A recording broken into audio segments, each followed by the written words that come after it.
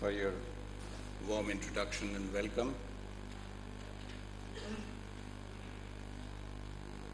I'm happy that this committee has elevated me to the position of a distinguished scholar, as indeed M.N. Srinivasa's lecture cannot be given by any less.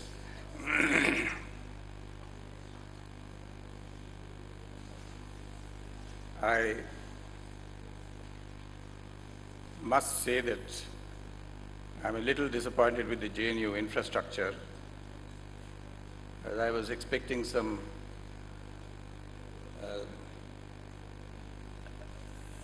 infrastructure in the form of slides, but somehow that's available only for the committee room and not for this one.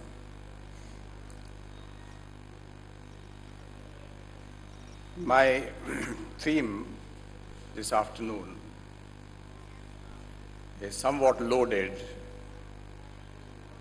and therefore I thought that it would have been a bit of a help, but nonetheless I'll make the best use of my oral presentation. My first interaction worth the name with Professor Srinivas was in the Vice-Chancellor's office at the Delhi University sometime in late 1971 or early 1972. I sat for an interview for the position of reader in the country's premier advanced center of sociology. My interview was kept a guarded secret from everyone in Patna University, where I was a lecturer, save and except my family. The reason? I did not at all expect to get selected, so why advertise? When I sat facing the Vice-Chancellor, Professor K.N. Raj, and the formidable array of experts, including Professor Srinivas and Professors R.N. Saxena and Victor D'Souza, I found myself surprisingly relaxed. I had nothing to lose and everything to gain, so why worry was my attitude. The professor had a stake in the great department he had founded and so assiduously nurtured, and I was an unknown quantity. The grilling I had to face from him, therefore, was more than justified. The others in the expert panel too demonstrated sufficient curiosity. I returned home, docketed the experience in a closed shelf in my memory, and when Professor M.S.A. Rao informed me almost 6 months later that I was in, it took me some time to recover my senses. I missed him during my 2 years in the department when he was in California writing his Remembered Village. My dear friend Professor Panini, who is here, seen him from a distance. In those earlier days when we were colleagues in JNU in the 70s, invited me over to meet his uncle. I truly was at an emotional high when to my, "How are you, Professor Srinivas?" he promptly shot back, "Call me Chamu," and shook my hands with a warm and firm clasp before settling down to an unforgettable intellectual repast. The circle, in some sense, seems to be complete this evening with this invitation to this memorial lecture. I sincerely thank the Indian Sociological Society, and in particular, the M.N. Srinivas Memorial Lecture Committee, for having given me this opportunity to share my conceptual, methodological thoughts on social mobility and social structure. I have always admired Professor Srinivas and remained a critical appreciator of his outstanding contributions. In order to arrive at a rationale of the conceptual, methodological orientation to social mobility and social structure, I will deal with, and with this may I request my friends and dear colleagues to silence their mobiles. In order to arrive at a rationale of the conceptual methodological orientation to social mobility and social structure, I will deal with a select few scholars in consideration of limited space and time. And these studies are only illustrative, by and large, of the various approaches to social mobility, in particular with reference to the Indian complexity. Srinivas left no one in doubt that the system of caste in India was not the ossified, closed system of stratification that it was being made out to be by many scholars. It was possible for a low caste in a generation or two to rise by sanskritizing its ritual and pantheon, emulating as far as possible the customs, rites, beliefs of the Brahmins, and adopting the Brahmanic way of life, though theoretically forbidden. Cultural in content, the concept verged at that point in time on the notion of Brahminization. His field experience in 1967 prompted him to introduce greater elasticity into this concept by allowing for lower caste emulation of higher castes, including all high and particularly twice-born castes, and not just Brahmins. The dominant caste, a structural concept, remember the other is the cultural concept, enters his conceptual framework in 1955 to explain the mobility of castes in addition to the phenomenon of sanskritization.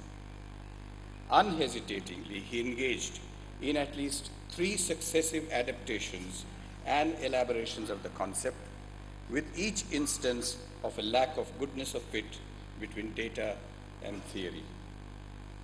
Accordingly, his first formulation took into account numerical strength of the castes wielding preponderant economic and political power. The dominance of the caste was facilitated if it was not too low in the caste hierarchy. But a new element was added in 1959, which was the numerical presence within castes of educated persons and occupations.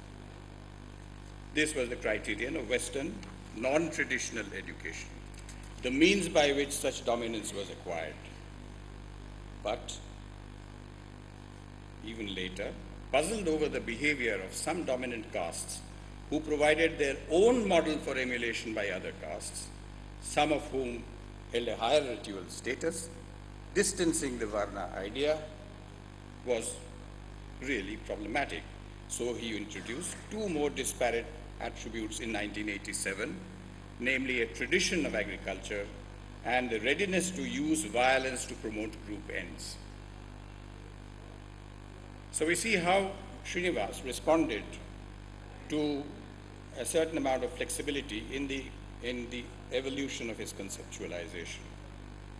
Almost until the very end, the centrality of the dominant caste and sanskritization, however problematic, remained the structural principle configuring the interrelationships between castes in the local hierarchy.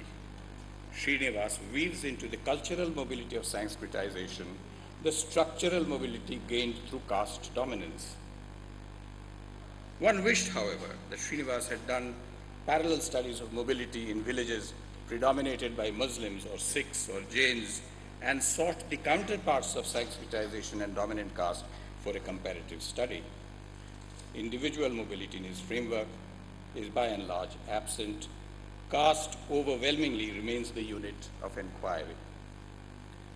Class hardly figures in his analysis, but his ambivalence over this exclusion has always been patent.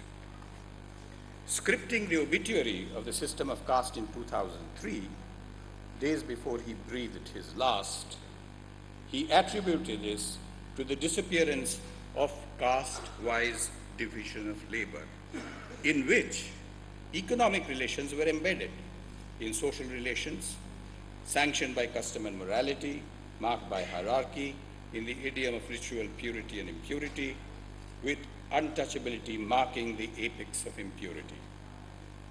In other words, class was embedded in caste. Without actually admitting it, he veered very close to a class position in his explanation of the transformatory changes that were taking place. If the dissolution of the hierarchy is to happen, he almost stated, it would need to be backed up by creating an alternative system of production that ignores, if not deliberately violates, the jati-based division of labor. This implied a change in the basic structure of production relations in which caste-based division of labor should have no place. If this was his conclusion, then by his own admission, caste gets embedded in class. The ambivalence of Srinivas is conspicuous. Signing on the obituary, he writes, while caste as a system is dead, individual castes are flourishing. In the same breath, he warns about the resilience of caste. He observes a combination of wholly new technologies, institutions based on new principles, and a new ideology which includes democracy, equality, and the idea of human dignity and self-respect has to be in operation for a considerable time in order to uproot the caste system.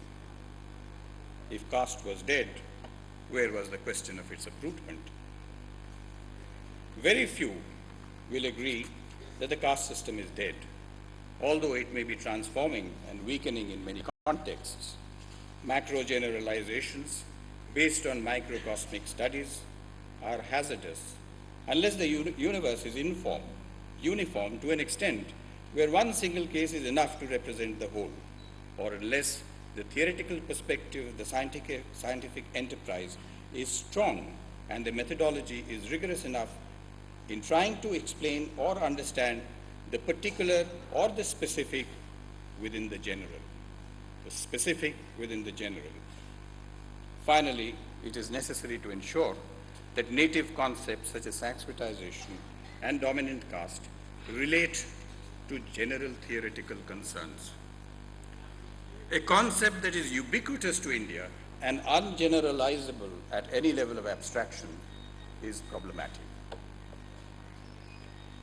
A contrary view of stratification is held by Ramakrishna Mukherjee, a contemporary of Srinivas, who adhered strictly to the field survey-oriented scientific method. The British, he held, stamped Indian society with the impress of caste at the expense of class. He observes, the jati division of society was viewed in the realm of cultural relations, namely interdining, intermarriage, purity pollution, and such other customary behavior and perceptions. The fact that in British India, the landlords, big landowners, wholesale traders, moneylenders, etc., belonged essentially to the high castes was overlooked, as was the fact that the bulk of self-sufficient peasants, small-scale and petty traders, etc., belonged to the middle castes in general, and those at the lowest echelon of the growing capitalist class structure, such as the marginal and landless workers, belonged overwhelmingly to the lowest castes and tribes. This is how caste structure had invaginated itself into class structure evolved in colonial India. He was cognizant of the caste-class overlap, which was not total but sufficiently highly correlated. This enabled the ideological position that the caste structure ruled India to gain ground. The dominant caste of Srinivas, he argued, was in appellation and not in content. All of the 6 features attributed to it are secondary or tertiary expressions of the formation of the top stratum of the class structure in rural India. According to him, caste in class depicts the reality and not caste per se or caste and class. Power relations in this framework are largely subsumed under class. What is in question is not social mobility, but how this is perceived theoretically. Andre Bete's theoretic orientation of caste, class, and power unfolds in the study of village Sripuram in Tanjore district in the early 60s, as you all know. And he says, with some risk of oversimplification, the class system was subsumed under the caste structure in the traditional society. That is, the ordering of land ownership and caste status were more closely associated. Caste, class, the caste structure not only subsumed class, but also power. The disintegration of village crafts and the emergence of caste-free occupations contributed to the dissociation of class relations from caste structure. And likewise, the new locus of power provided by democratic institutions such as the panchayats, the parties, political networks, the growth of an elaborate political machinery, the MLAs and party bosses, etc., had made it possible for people to acquire power in ways which were not possible before the introduction of adult franchise and Panchayati Raj. Bete's framework provided a refreshing break from the caste-centered orientation, inspiring much research. It is significant that in his framework, it is from caste that the disengagements of class and power take place. A major critique of the dominant social anthropological tradition in social stratification theorizing was done by K.L. Sharma. He is critical that class in India had been viewed as a consequence of change in the caste system and not as a concomitant and coexistent system inseparable from caste. He argues, if caste was simply an all-encompassing ritualistic arrangement, as it has generally made out to be, it would have crumbled down long ago due to its very cumbersome nature. Alternatively, Indian society, he says, can be viewed as a social formation comprising class, ethnicity, power, religion, and economy, along with caste. All of these aspects of the social formation being incorporated into each other. Indigenization of the concepts of caste and class must come from the realization of such a formation in the totality of its historicism. For centuries, he says, caste has inhered in class and vice versa. And class-like distinctions within castes and caste lifestyles within class are part of the people's life situations. His own study of the 6 villages in Rajasthan in the 70s had witnessed the pauperization of some of the erstwhile landlords comprising members of the Rajput, Brahmin, and the Jat communities. So while class subsumes caste for Mukherjee, caste subsumes class and power for Bete, caste is embedded in the social organization of production for Srinivas. For Sharma, it works both ways, class inhering in caste and vice versa.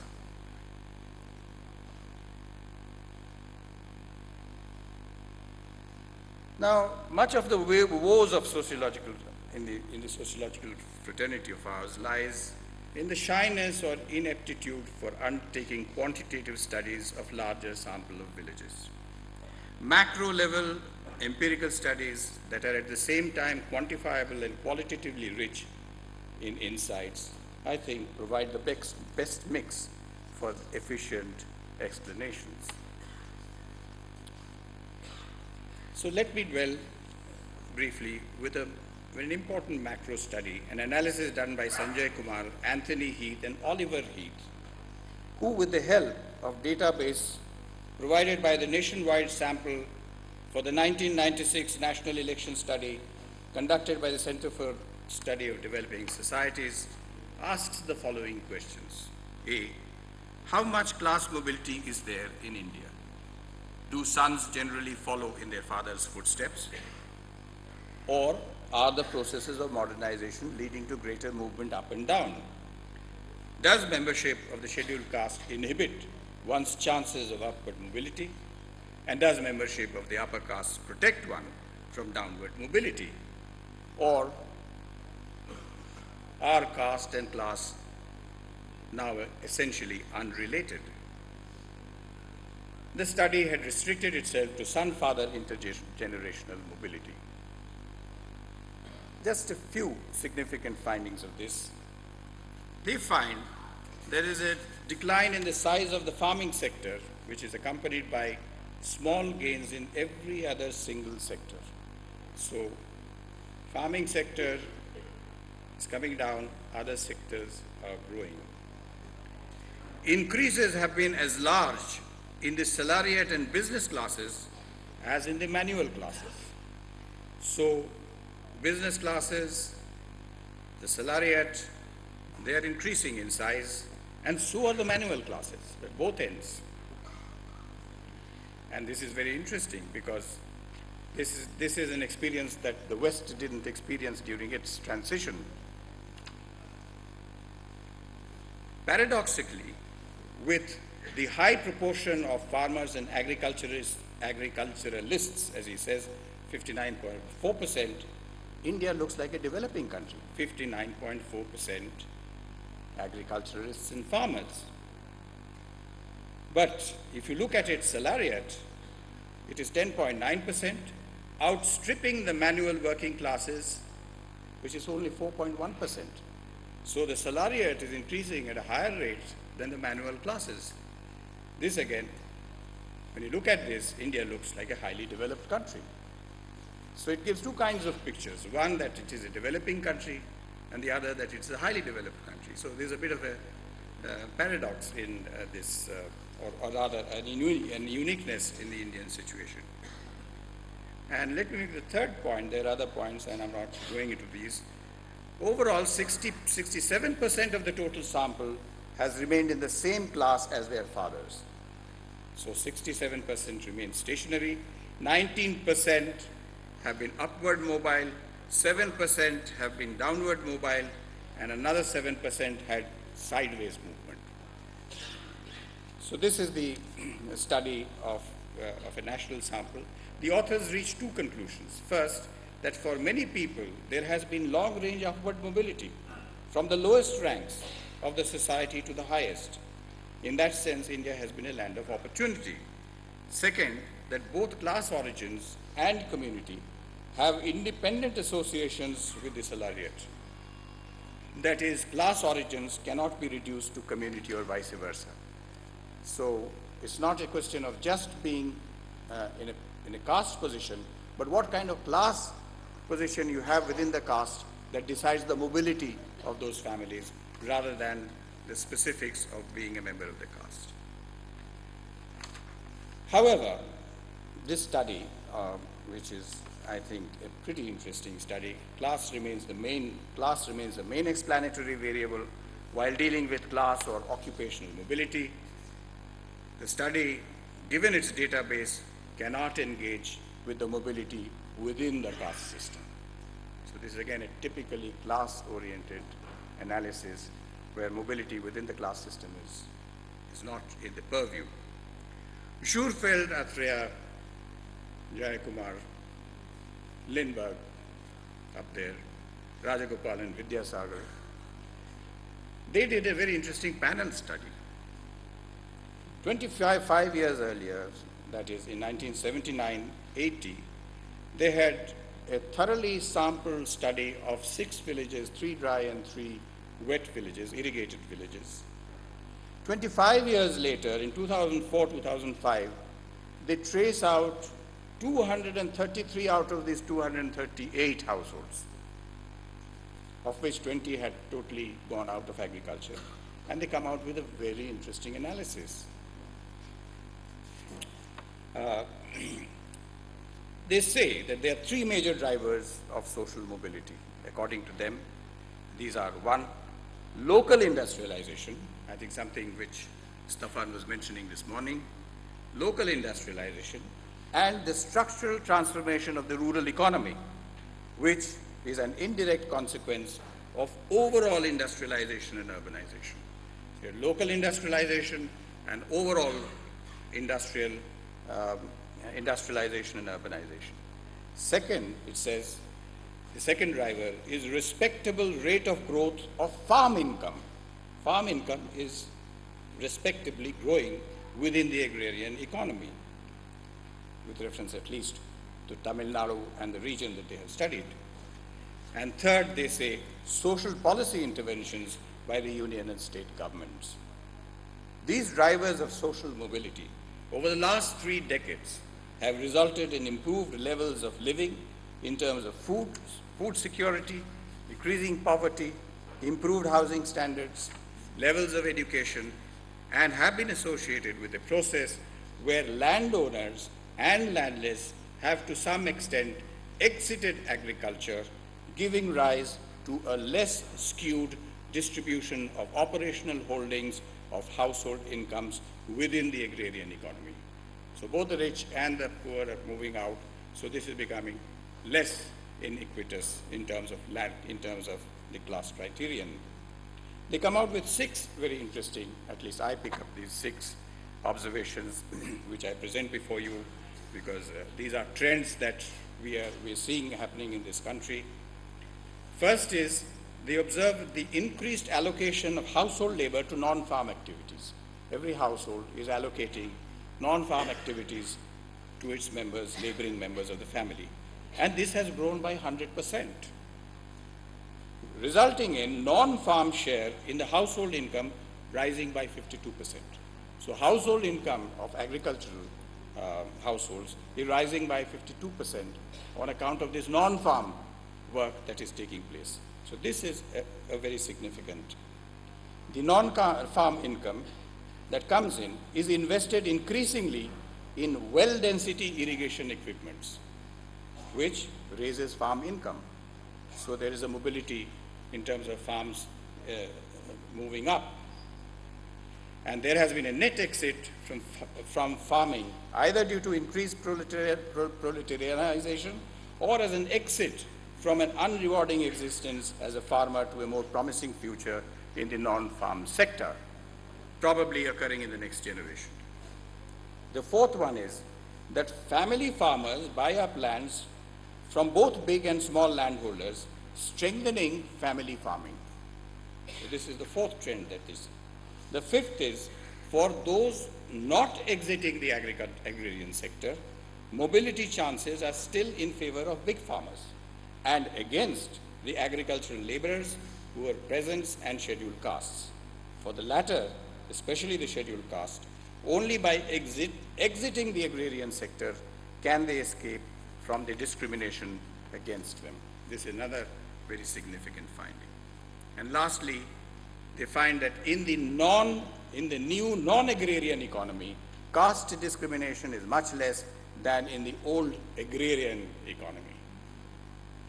Jurfeld's et al.'s, Lindbergh's, study is essentially a class analysis. The study, however, is not designed to take on mobility within the system of caste and in the specific changes in the patterns of caste discrimination in the agrarian and non-agrarian sectors. John Harris, J. Ranjan, and Nagaraj's study is again interesting because it follows up, at least the one that is reported here, the 5 villages which were studied 100 years earlier by Gilbert Slater, more than 100 years earlier. And several studies thereafter of these 5 villages have been done, and including Joan Mencher's re-study in 1981. So they get a longitudinal view of a complex of villages for over 100 years. And what do you make out of that? And they say a considerable diversification of occupations had taken place since Joan Mencher's study in 1981.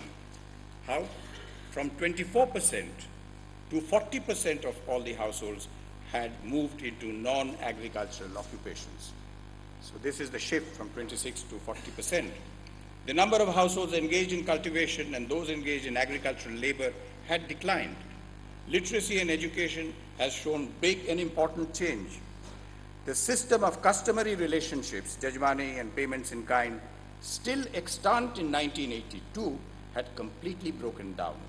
The hierarchical organization of the village society had ceased to be.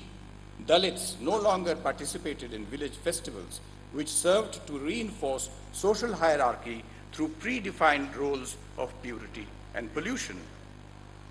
There was a rise in real wages. NRE, GS, and other government programs had positive consequences.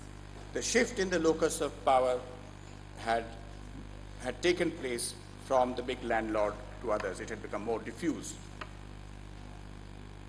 So that's the kind of picture you get from John Harris, which again is in conformity with the other studies more or less taking place. Bethea and Harris are into the method of intensive fieldwork, but their methodologies differ inasmuch as the latter is clearly focused on longitudinal data for making comparisons and assessing trends over a century. In sharp contrast to the caste-class studies, we have a large-scale interdisciplinary sample survey done specifically on caste untouchability in rural India by Ghanshyam Shah, Harsh Pandar, Sukhdev Thorat, Satish Deshpande, and Amitabh Bhaviskar. The sample size is of 565 in 11 out of the 28 states of India is indeed impressive.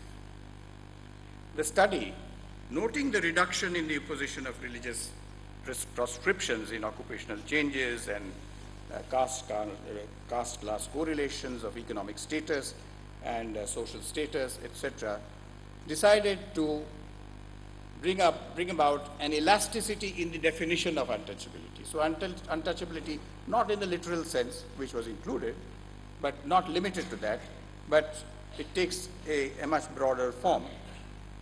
And this means untouchability to include in unique forms of exclusion not practiced against other castes or caste groups, like prohibitions related to drinking water, religious worship, social ceremonies, and so on. And for this purpose, the scheduled caste listed in the Government of India schedule is the definition of the Dalits. An impressive, large inventory of practices of social discrimination that are encountered in real life by Dalits, ranging from all varieties of denials that apply to Dalits, for example, denial to entry into places of worship, into non-Dalit houses, into village shops, into police stations, and a whole host of them. They form the substance of the study of Shah. However, the strength of the study does not lie in statistical analysis, but in the vivid and lurid details of numerous instances of the practices of untouchability encountered in various parts of the 11 states. Unfortunately, one does not find an analysis of either decline or increase in the incidence of various forms of practices of untouchability in rural life from the data. Only those states were selected in which the international NGO Action Aid had its presence by either having their offices located in the state or where NGOs and activists supported by Action Aid were active. The sample was not representative in any sense of the term. On their own admission, the data was too uneven for interstate comparisons. Blanket generalizations were about rural India as a whole. These made each state, including those not in the sample, equally responsible for the practice of observed discriminations. Given that the objective of the study was to depict the presence of social discrimination against Dalits in rural India, there was hardly any need for such an elaborate and flawed sampling procedure. True, research by NGOs is essential for exploration of problems for intervention and for the social audit of their progress after interventions, but NGOization of academic research is not in the best interest of generating authentic knowledge through rigorous research. Academic research can and must utilize data generated by NGO research wherever necessary, but academic research must follow the scientific temper. There's just one more name in brief that I'll suggest because it's a young French scholar, Jules Naudet, who uses a phenomenological approach and conducts 58 semi-guided interviews of members of scheduled castes, other backward castes, and upper castes, mostly scheduled castes. 48 of them are scheduled castes. And comes out with some very interesting observation. It says that the Western sociological formulations, according to Naudet, you see, women took 1 glass of water in 15 minutes, so I think I'll need a little more. Western sociological formulations, according to Naudet, do not fit the reality of Dalit upward mobility. The ethos of mobility is at the heart of Dalit identity, thanks to the Ambedkarite ideology that exhorts them to educate, organize, and agitate.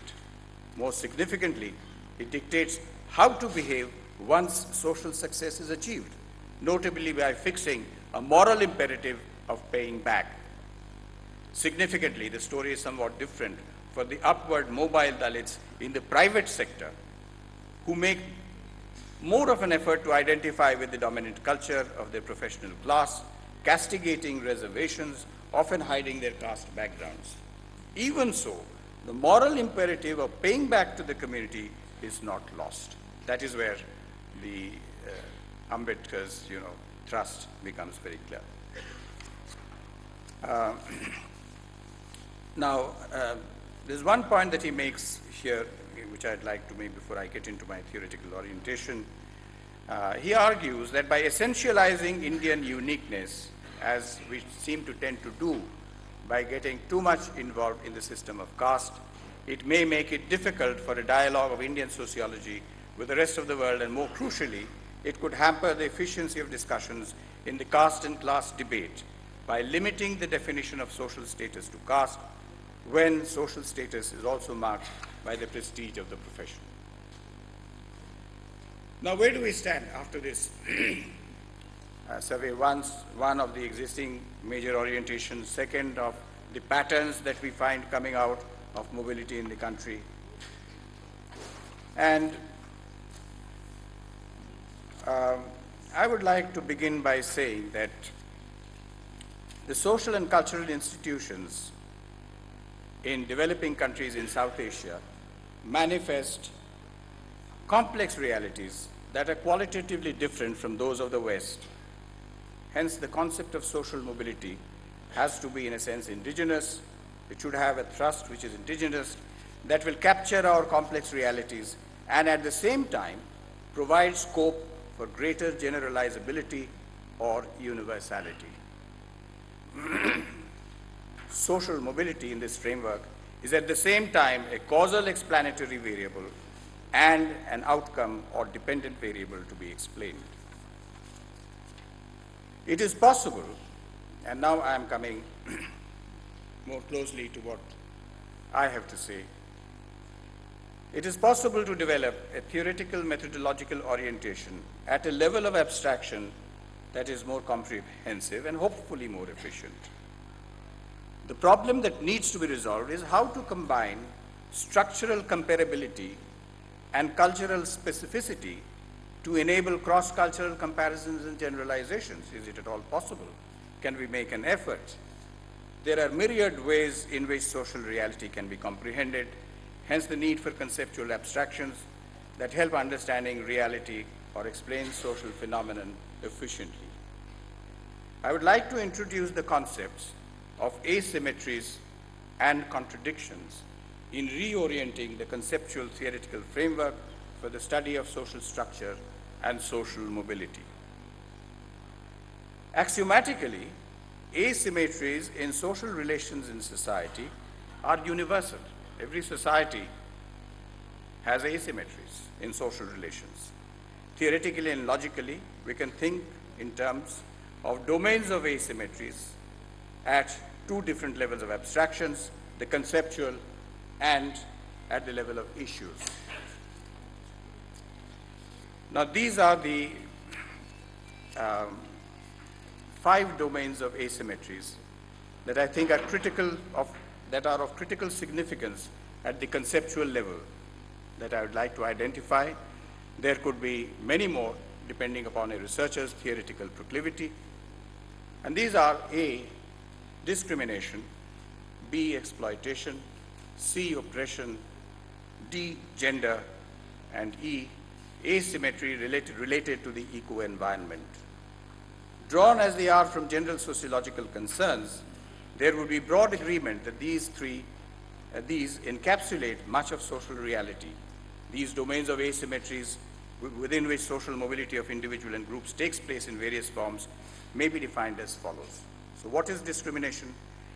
Discrimination essentially conveys the context of normatively legitimated relations of asymmetry that are internalized, generally from birth, through family and childhood socialization. This is the domain of primordial ascriptive loyalties that provide major cultural anchorages on the basis of language, caste, race, religion, creed, etc. And I call it the ethnic domain.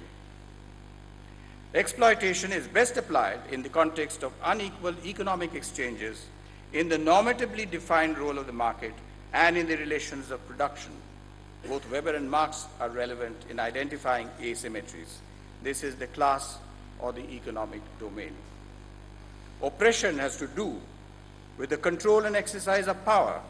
It defines the relationship between the dominant and the dominated. It also implies deliberate impediments created to obstruct access to power of the less privileged. This is the power or the political domain. Gender discrimination refers to the iniquitous relationship between male and female, and this is important, in a system of gender relations. It is within a system of gender relations that this discrimination has to be defined. This is the gender domain. And finally, the eco-environmental asymmetry is basically the asymmetry between humankind and its relationship of exploitation with nature, with the differential consequences for the stratified and hierarchical population.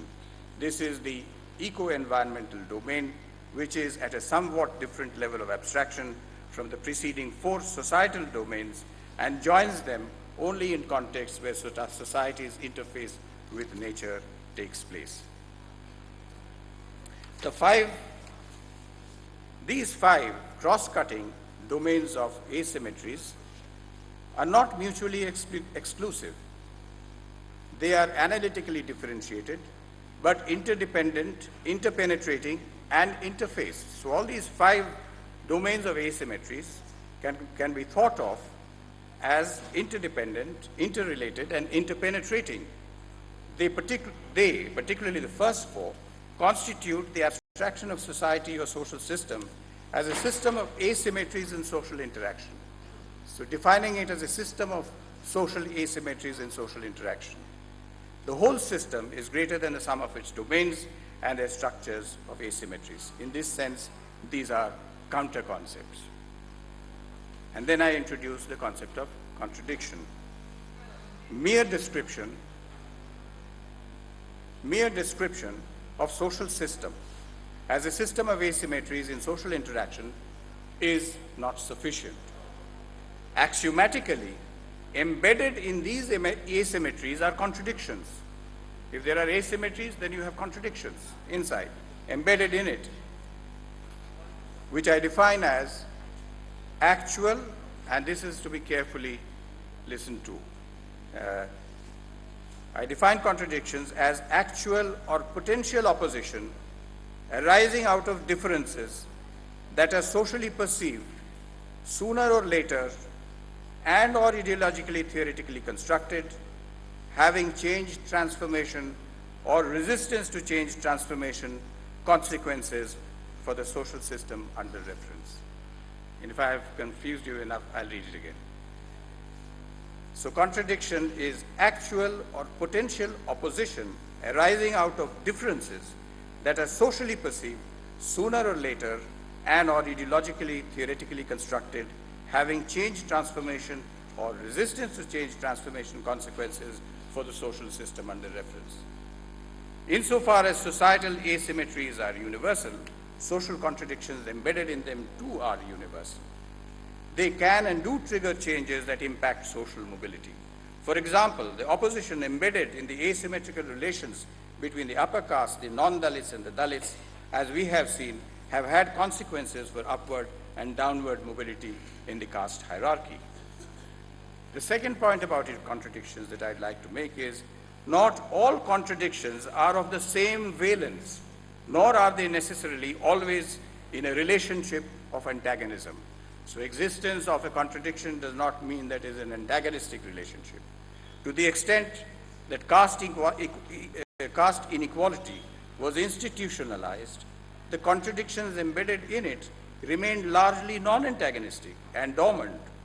Social reform movements mobilized themselves around this contradiction embedded in the asymmetry of social discrimination and sharpened it. Democratic, egalitarian ethos spurred this process further. Development in social welfare programs stimulated economic processes that expanded the scope for improved life chances through proliferation of new occupations to include large sections of classes and castes, including those lower in the hierarchy and stratification. In the rural areas, the movement from traditional to non-traditional, non-farm occupations has been attested by almost all the scholars. However, the pace of inclusiveness is far from satisfactory. And the third point about the constellation, about discrimination, is that the constellation of discrimination that you can think of embedded in the asymmetries can be further classified into primary and secondary and arranged in a hierarchical order. Constant reconfigurations of the contradictions over periods of time take place with changes in the objective conditions. Thus, at a point of time, the primary contradiction may lie in the asymmetry of caste in social discrimination, when caste considerations tend to take precedence over any other. Over a period of time, the contradiction may lose its primariness in the domain of social discrimination and shift to the class domain. That is what precisely happened in the state of Bihar. Failure of leadership to recognize this led to the fall of a government.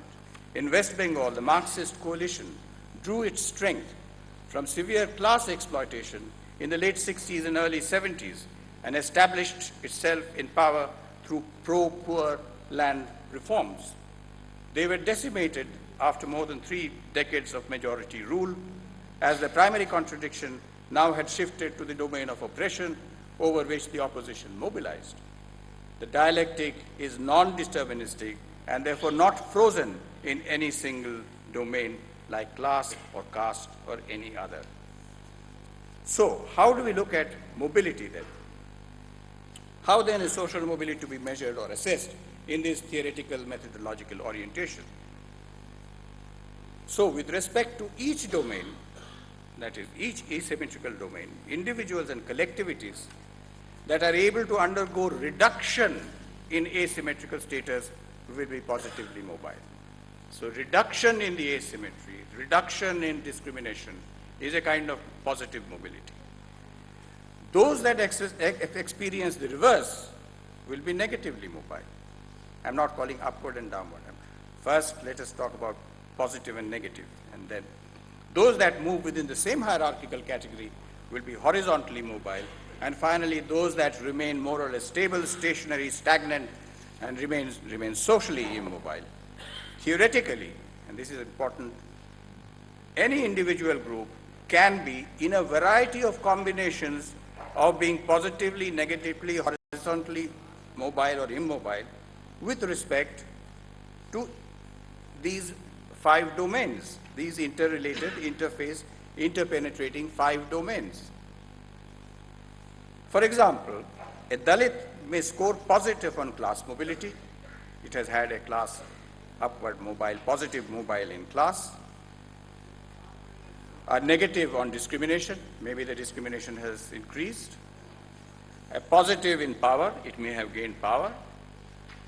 And negative in gender domains, maybe their women are facing a much bigger trouble. Hypothetically, I'm saying, these are the domains within which, the coordinates within which you can put an individual or a group. A non-Dalit may score positive in 3 and negative in 1, and so on. So methodologically, it compels the researcher or analyst not to dwell within a single domain, but engage with all the other interconnected, interrelated, and interface domains. So it's not enough just to look at caste, it's just not enough to look at class, just not enough to have a power analysis, but how do they interweave? And they must be in the totality of the framework. The mapping of social mobility will give a clear picture of upward, downward, or horizontal mobility within an intergenerational time frame or in a panel study. Now let me conclude, if I have not already tired you enough. Progressive liberalization of the world economy has so far not yielded the desired confidence that the enormous production of wealth has been accompanied by its reasonable distribution. Income disparities have widened within and between countries. We have no clear idea to what extent economic development has touched the lives of the poorest and the socially deprived, discriminated strata in increasing their life chances. Pockets of hunger and immiseration maintain their dogged persistence. Uncontrollable incidents of farmers' suicides in several parts of the country is a direct consequence of global market penetrations. In fact, the latest suicide rates are even worse. I think it's a record suicides in Vidarbha University. The fact that the Maoist challenge, which rejects the Constitution and believes in the armed overthrow of the democratic state, is gaining ground in the country's least developed and most affected tribal regions, triggering ripple effects in many other parts of the country, clearly indicating that development process leaves much scope for inclusive growth. Given the extraordinary rapid pace of transformation that is overtaking us in an increasingly globalizing world economy and society, it is appropriate to take stock of how the development efforts and the policy initiatives of the state and the economic reforms of the liberalizing process of the market are impacting on the society, rural and urban industrial. Last sentence.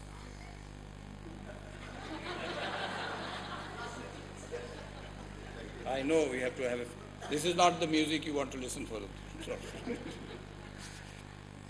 Okay, concurrently, it is equally important to know how the faulted service delivery system are adversely affecting the mobility of deprived strata in many parts of the country.